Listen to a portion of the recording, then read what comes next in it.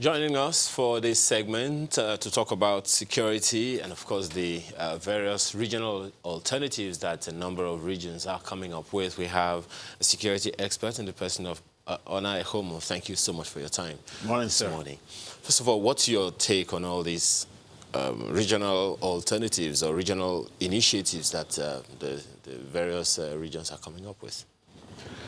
Well, it's a timely intervention and innovation.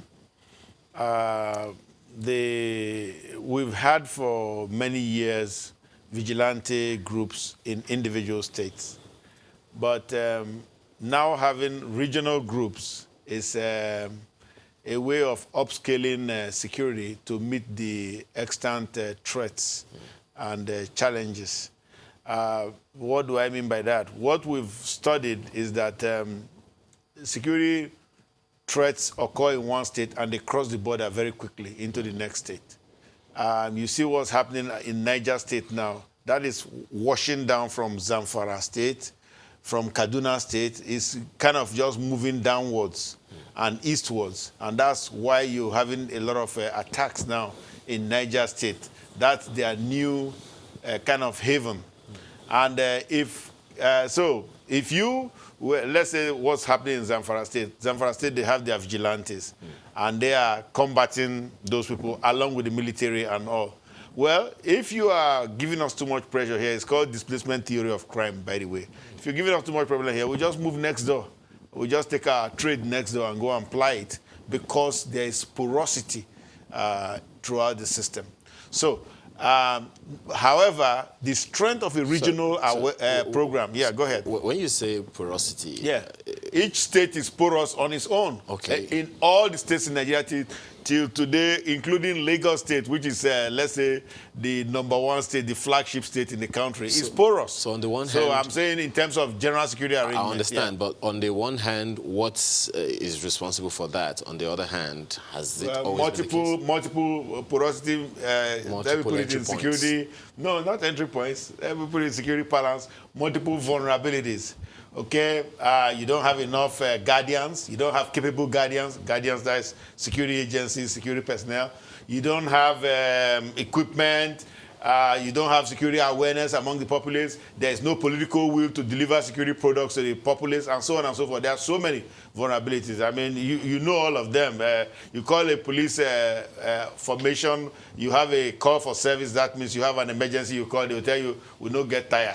Those are all porosities. Are these vulnerabilities unknown to the security architecture? Oh, they are well known. I mean, they voice out their frustrations all the time. I mean, I'm sure you've heard all the agencies say, and I've heard them say on your channel here, that they need to be well funded. They need to get equipment. Is it a problem? The military is been crying that they want equipment. Is it a problem of funding? Is it a problem of funding or a problem of security structure or architecture to address these things? You know? Well, those are just words that don't mean anything really. No. People who bandy them don't even know what they mean by them. Okay, so what does it mean? No, hold on. They are words that don't mean anything. It doesn't mean. If you say security structure, architecture, you're talking about security arrangement. What arrangements do we have in place? Exactly. I brought the word security structure in our parlance here, so I know what I mean by it. Okay. And it's a word of art. It's a term of art. So why I'm saying that is, look, let's disabuse our minds of that, because a lot of our people, particularly political actors, go out and say security architecture so that they fool the Africans who are watching and they don't understand what they're saying. I'm just saying very simply, security arrangement. What kind of arrangement? What is on the smorgasbord? Where is it? Is there a master plan? Is there an operational plan? Is there a strategic plan? Is there a tactical plan? These are the things that we want to look at. So let's not use smoke screens, to cover up things because people are incompetent. They are not able to do what they are supposed to do. So back to your question of vulnerabilities. There are so many vulnerabilities that enable the porosity. Because, you see, for a threat to materialize, to become a loss event, that's for a kidnapper to catch somebody, for bandits to kill people, for what you just showed on your paper this morning, Boko Haram to kill 30 people and burn 18 vehicles. There must be vulnerability. Now, in this case, what the governor was saying, Governor Zulum, he said that they locked our people out when they know that they had nowhere to run. And so Boko, they know they've been attacking them there. They've been kidnapping people from that place. So they just go there and they take their pick. They just select who do they want today. And so that's really very unfortunate. You know, we really need to look at, I mean, why should we deny people protection that they deserve as citizens of this country? You say because you came to a checkpoint late, you can't get into the city. I mean, that's unconscionable. Okay, now, these regional arrangements that are being come up with, is there any historical antecedents to any of them? Well, yes, we can look at, we can go back in history. I can take you back to Statute of Winchester 1285, where because of increase in robberies in the UK, this parliament now came up with that and said that everybody is entitled, of the age of 12 and above, should own a weapon and protect his area. And it went throughout the countryside and became the model. And that's still the model today. Like the vigilantes we're talking about right here in Lagos, Ogun has OVS, Ogun Vigilance Service, Edo has Vigilance Service, Delta has everybody, Operation Faratua in Adamawa State. We all have Hisba in Kano. You know, everybody has its own form of vigilance arrangement. So back to the regional. The problem with regional is, well, the vigilance is it's only focused on its own state, and then there's no sharing of resources. Okay. So it's not very effective. That's really the problem. So, but when you have a regional system, you create greater synergy, and yeah, you have better sharing, better training, better communication, and hopefully better intelligence for the security agencies. Now, and I must commend the governors, particularly the Western state governors. I just heard the Eastern state governors saying, oh, they started an initiative back in July, but they didn't do what Amotekun did. Amotekun is a brand Amotekun, you know, so, so it's a brand, and it's a serious brand. You know, they didn't do that. They started an initiative and then it faltered. Now they are talking about they don't have a name. I thought that was what they said they had. It was the forest guards. So I think we should really, as political leaders, have the political will to do things. Like what has been done here, it came out, it was legitimized. There was a launch date, and then there has been some pushback. And then, of course, the people, the beneficiaries, the people who know why they put this in place, they say, no, this is our narration. We know what we are going through. We know what our people are going through. They are being slaughtered. They are being kidnapped and this and that, and we're not going to have it. And we must have a security arrangement that addresses it. And I think just to go forward, right. We want the northern governors, and they said they are looking at something. Not the CNG people, those rogue people, not those ones. We want the northern governors to look at, you know, getting some kind of a regional group, at least even on a some kind like North, where we have Northeast already. That is CJTF and you know, the other arrangements. But Northwest, particularly with the issue of banditry, you need to get a regional arrangement there so that they can aid the military and aid the police to better protect them. But leaving everything right now to the federal government in Abuja is really irresponsible. So I'm thinking about coordination now. I mean, we have regional security, but then you talked about displacement earlier on. So it moves from one state to the other. The crime moves away. If it's too hot here, they move next door. So imagine it's hot in a particular region and it moves to another region that has another security outfit. How should coordination work such that, yes, you might be Northwest security outfit, you might be Southwest security outfit, but we still work together at the end of the day? Yes, yes. Well, first of all, you know, these are just self-help remedies. Mm-hmm. Let me just assure you, they are self-help remedies. They do not...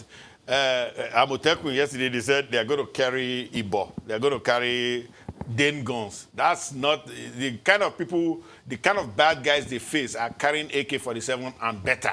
They are carrying AA guns and better. So they are carrying good gear, serious gear. What does that mean? They need public law enforcement. They need the military to still back them up at the end of the day. So they are just a first aid. It's like you cut your hand, you put a bandage on it, or what did you call the other one?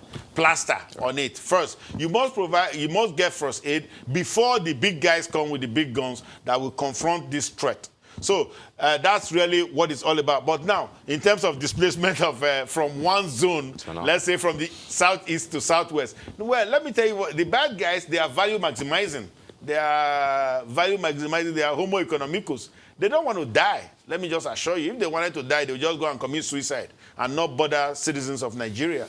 But they want to stay and enjoy their loot. They want to kidnap people and collect millions of naira in ransom. Look at what they did to the gentleman in Kaduna, where they seized his wife, seized 2 kids, killed the wife, and still collected a lot of cash for the 2 kids. I mean, no reasonable society will sit by and just fold their arms and allow that kind of a thing happen.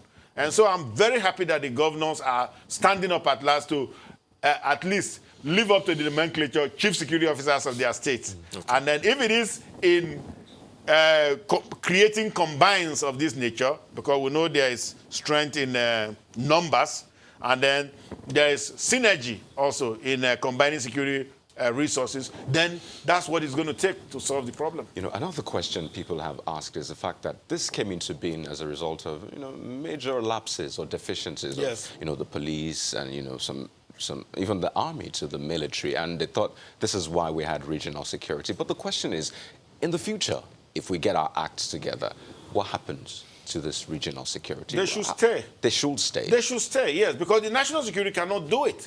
How many policemen do you think we have in this country? Take a number. 300,000. Just less 400,000. No, not 400,000, 300,000. That's a mythical figure we've been dealing with for a long time. Even coming from the police themselves. We've been saying 370,000. It's mythical. It's 300,000. How many do we have in the armed forces? 150,000. That's not enough for our population. This is figures that we've been struggling with since colonial days. And we're struggling with them. That's when we had 55 million population. Now we have over 200 million and counting. And that's not even enough for Lagos State alone. So what I'm saying is we need to get serious with this security business. Now, since the federal government, for whatever reason, maybe because there are too many priorities, they can't adequately fund security, or they don't. I mean, it's probably not, defense and security gets lion's share of the budget every year, so that's not a very good statement to make. But what I'm trying to say is, since the federal government cannot do it alone, I think that's the language. Yes, let the states stand up to be counted. Okay. And that's what they're doing. The reason I ask is the fact that now the police is looking into community policing, and people are asking, how will that work side by side, the regional security outfits? Which is why I'm asking again, when that comes into full force, when it's full-fledged, how will this work together? Okay, back again to Baba Salah. You see, here again with bandit words, we don't know what it means. See, community policing, even from when Tafa and Tafa came up with it back in, was it 99 or 2000? Community policing, when we talk about catchment policing, catchment recruitment for policing, we call it community policing. That is Baba Salah. When you see a plane, you say it's an iron bird flying in the sky. It's not, it's a plane. So, if they want to do COP, community-oriented policing, that's a different thing. And let me tell you how that came about from the Houston group. What they said was that police agencies tended to be over-centralized downtown headquarters, and they weren't reaching into the communities that they were serving and finding out what the problems were with the communities. And they said that to make policing more effective, because the thinking of policing overseas is not the same the way we think of it here. It's like we have to make police more friendly, more accessible, more service-oriented, and so on and so forth, so that people will trust us and work with us and, in fact, prevent crime. That's really the trust. Prevent, not about detect crime or fight crime or even fight terrorists like we're doing here now. It's about even preventing stealing, drug selling around the corner, and so on and so forth. The kind of things that don't reach anything in this part of the world. So that's what COP is about, community-oriented policing or community policing. Now, that's a classic model. But let's Nigerianize it. Let's give it Babasala language. Okay, community policing means you hire people from the area. It's not, what are we talking about? It's not the same. It's like, okay, again, another Babasala language. We need state police. You already have state police. Lagos State has state police. What do you think Labor LNSC is? Lagos Neighborhood Safety Corps. What do you think it is? All of them have state police. Operation Faratua. They all have. Do they have the same powers the police has? They may, look, you see, that's what you have to. Now, what do we mean by policing? Are you talking about the Pillian Model 1829? What do we mean by policing? I think we're talking about police in the confines of our own constitution. No. We came from somewhere. We didn't fall out of the sky. Nigeria just didn't jump up in 1999 with the 1999 constitution. No, we came from somewhere. All of these things were part of a tradition that has been established over hundreds of years. Okay. So we have to understand where we are coming from. No, please, let me just do this state police business for you. What I'm saying is, yes, maybe they don't have Igbo, and so on and so forth. But look, they will arrest you. Let you go and run foul of traffic law. Last man will carry you away, and your car will be gone. And if you don't take time, you will find a guy in black uniform, that is NPF, helping them, backing them up to make sure that you comply. Policing is nothing more than that. Not all police agencies in America carry guns, for your information. So you think this will work side by side? Of course. It's different levels. We just think in terms of absolutes all the time. We think, we want policing, you must get the greatest and the highest. No, it's at different levels. Right. Even universities in America have police. Definitely. They have their police forces. But, another issue a number of people have raised, which was responsible partly for the pushback that you mentioned earlier, is how these will be operationalized, how the regional security apparatus will be operationalized. On the one hand is the legality, which is what the states are dealing with now. And on the other hand is how they will interrelate from state to state.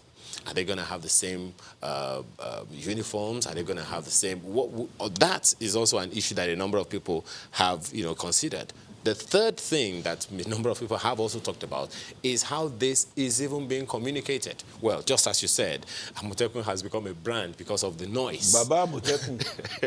So how will the operational framework, what would you propose in the event, since you are a security specialist, what would you propose in the event those things may not have been considered by the proponents of these regional alternatives? Well, I think as a policy analyst, the way we go about it, first you formulate the policy, you legitimize it, and then you implement it. So they have come up with a very good initiative. They've talked about having radios, having command and control in certain places. I think in Shogbo or somewhere. Yes. And then uniform, they've already gone beyond that. They have the brown, ugly-looking uniform, and they have the branded red cars and all that. In fact, Amotekun, they now even have the leopard wear. My people from South, they are talking about Operation Atalakpa. That's the Bidi word for leopard. Also, they want to do their own gig down there, which is great. I think this is Nigeria coming of age. I mean, like what you young people are doing here, you are trying to rebrand the new Nigeria, bring out the new Nigeria. Because we must be driven by ideas. We must be driven by innovation. We must be driven by strategic analytical thinking. We cannot be intuitive all the time, the way my grandfather did it 100 years ago. It can't be like that. Okay. We must innovate. Okay. So I think they've worked out a lot of those things. Besides, a lot of help went into that thing, so that is not of political nature. Do you think these alternatives will suffice, given that the root causes of insecurity are still with us? Yeah. Well, at least keep them from killing people. first and foremost. Keep them from kidnapping people, keep them from pillaging villages. I'm sure that if in Niger State or even Borno State, if they had, even with the CJTF and all the military that we have in that place, we have all this happening. So you imagine if this wasn't there, you know, or that if those resources weren't there, what would happen? I mean, they'll just carry the whole state away if they could uproot the soil, and they can't. But having said that, I think the real issue here is let us, yes, we need to talk about unemployment. We need to talk about poverty, which is endemic, I understand, and so many other things. And then we need to talk about responsible leadership, particularly at the grassroots. If we have good grassroots leadership, because everything that happens in this country, we look at Mr. President in Aso Rock. Mr. President is not the only leader. This country has thousands of leaders. Let us look at them and hold them accountable. If my local government chairman is marrying wives with the money that is allocated for my local government, why is that so? Why can't we go and throw him out of the local government and then ensure that somebody gets in there who wants to work in that local government, tar the roads, build health centers, and then provide employment opportunities for young people? Now, this Amotekun, let me tell you, it's a two-edged sword. Amotekun, when I say Amotekun, it's a parable now for regional security arrangements throughout the country. You know, it's also important to create jobs for our young people. There's a governor, I don't want to mention his name. When he was coming into office, he said he will hire 10,000 youths as vigilantes. And he didn't. Instead, he went across the border and recruited militia from another country, not even Nigeria. And that's really very unfortunate. You know, if you hire 10,000 youths in that country, man, they will face they will face the terrorist threat that is in that state. You know, and I think this is something, it creates jobs, even if you do that. We've had issue, please, 1 second. We've had issue of border security in this country for a millennia. And I said to them, why don't you hire young people to do border lining? They do it in other countries. You know, we don't have people, we cannot man our borders, and all kinds of threats coming from the Sahelian zone into our country. That's how you have all these people in the bush kidnapping and killing people. Just one more thing. So the governor of Ebonyi State mentioned that they had written to the federal government regarding the Southeast Security Network. And we also had this with the Southwest region also, having to meet with the federal government. So the question is, how much influence should the federal government have when it comes to regional security? Well, we shouldn't act like we are a rogue entity, whichever region. It's always good to have consultation. After all, you are talking about security. This is a highly sensitive matter. If things were okay, you wouldn't have regional security arrangements. People would just stay and leave it the way it was, the way it's been in this country, only the federal government taking care of everything. But it's proven that the federal government is not able to take care of everything. So these states have to rise up and help. But in helping, they must be careful such that they don't become the problem. So that's why they must engage with the federal authorities and say, hey, this is what we want to do. We want to help. We are concerned about our people. And then bring out the statistics, what's happening. There was an excellent report yesterday in the media about a plethora of kidnap cases all over the country. You know, and so you show what is happening in your state and how it's affecting people.